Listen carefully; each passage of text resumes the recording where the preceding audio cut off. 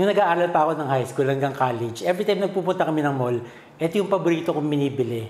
At the time, kakastart pa lang ata ng franchise nila dito sa Philippines. Or actually, hindi ko alam kung grade school ba ako meron na nito. Pero tanda-tanda ako basta high school hanggang college, paborito ko siyang binibili. Ito yung Auntie Anne's Pretzels. And this time, gagawa tayo ng version natin na hindi nalalayo yung lasa, yung quality, and yung texture ng pretzels from Auntie Anne's. Yung recipe natin, sama-sama na sa isang bowl. Hindi na ako gagamit ng stand mixer. Gamitin natin yung ating kamay. Magmamasa tayo. Mabilis lang naman siya, guys. So, unahin natin sa ating flour. We need 2 cups of all-purpose flour. And 3/4 cup ng bread flour.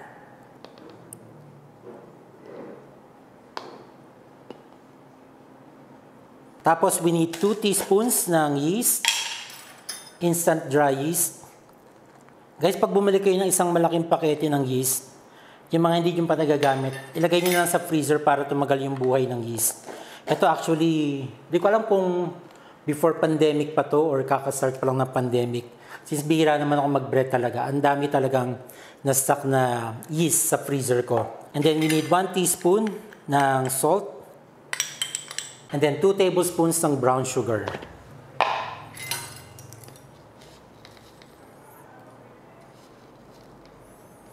We also need 2 tablespoons ng olive oil. You can use any neutral oil, canola oil, vegetable oil. And lastly, we add 1 cup of water. Ito, room temperature lang or pwedeng warm water. That's 1 cup. Alright, so i-mix lang natin until ma-incorporate yung lahat ng ating ingredients. Tapos, magmamasa na tayo sa ating counter. Hindi na tayo gagamit ng mixer, but if you want, you can use stand mixer with a dough hook attachment. Mamasahin natin siya for 5 to 8 minutes until maging smooth lang yung ating dough.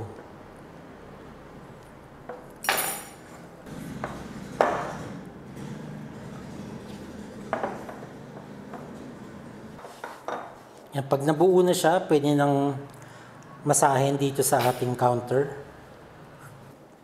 Yan, initially malagkit siya, guys, ha. Habang minamasa nyo siya, nawawala yung pagka-tackiness niya. Kapag masyado pa malagkit yung dough, pwede kayo mag-add ng konting flour lang sa surface.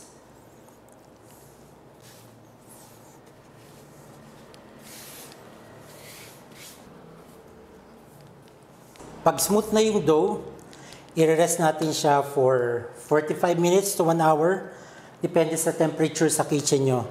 Until mag-double size lang yung ating dough. So, grease natin yung ating bowl. Konting olive oil.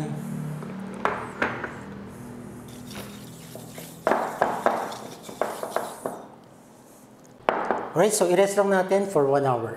Double na yung size ng ating dough. Punch lang natin to release some of the air. Timbangin muna natin kung gaano kabigat yung ating dough.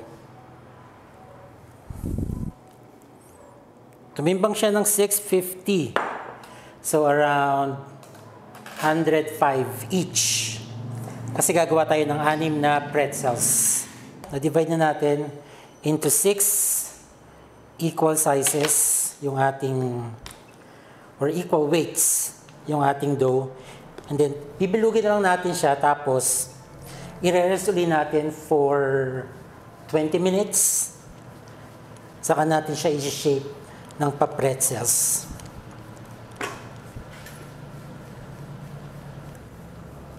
So, bilugin lang natin para kuminis yung dough.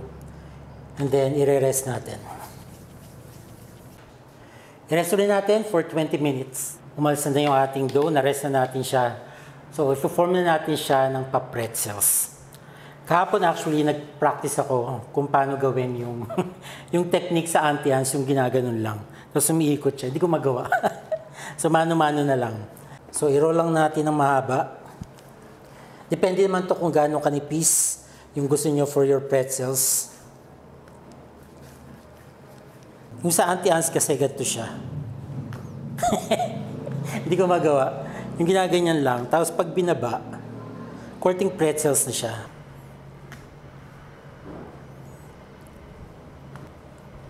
Ayan, parang ganyan. So, na-shape na natin yung ating mga dough into pretzel shape. Ayan.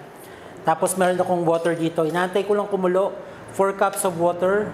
Bring it to a boil. Once na kumulo na siya, lalagyan natin ng 3 tablespoons ng baking soda. Now, para saan yun? Di-research ko siya sa Google. Ang sabi ni Google, eto.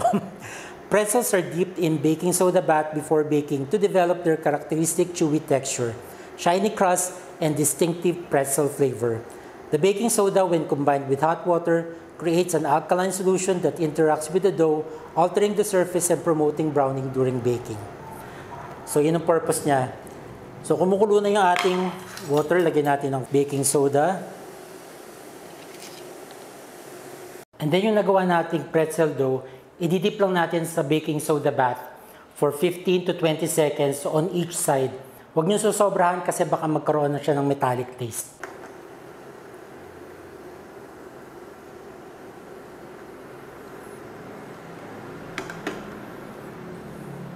Habang ginagawa natin to, yung ating oven, naka-preheat na siya at 250 degrees Celsius and then i-bake natin tong pretzels natin for 15 minutes.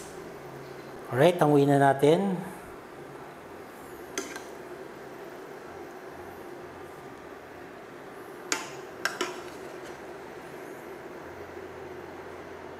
Now from here, pwedeng i-bake yun na siya or ako gusto ko siyang gawing salted tapos maglalagay ako ng garlic powder and onion powder saka sesame seeds para may flavor siya. Gusto ko savory yung pretzels or pwede yung gawin kung gusto niyo ng parang dessert type. After ma-bake, i-coat niyo siya with sugar cinnamon. So mag-grind lang ako ng sea salt on top. Ito optional naman kung gusto niyo or pwedeng wala na kung gusto niyo ng plain. Pero syempre, masarap sa pretzel yung may salt talaga. Salted pretzel. Then yung iba, lagyan natin ng sesame seeds.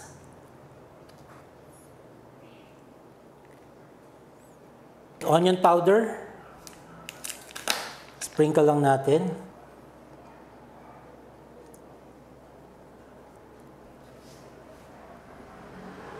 And then the other one, garlic powder.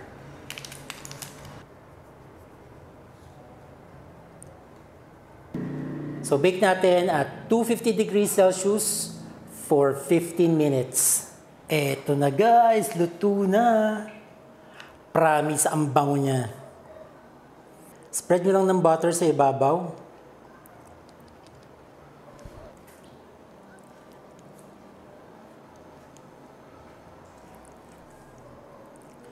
Ang maganda dito, matataba yung pretzels.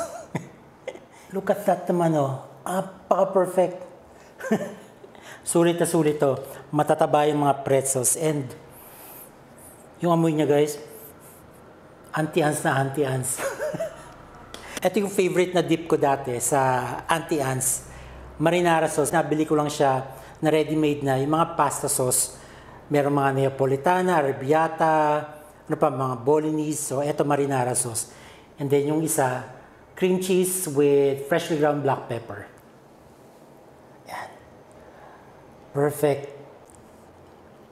Ayan siya, oh. Guys, first bite.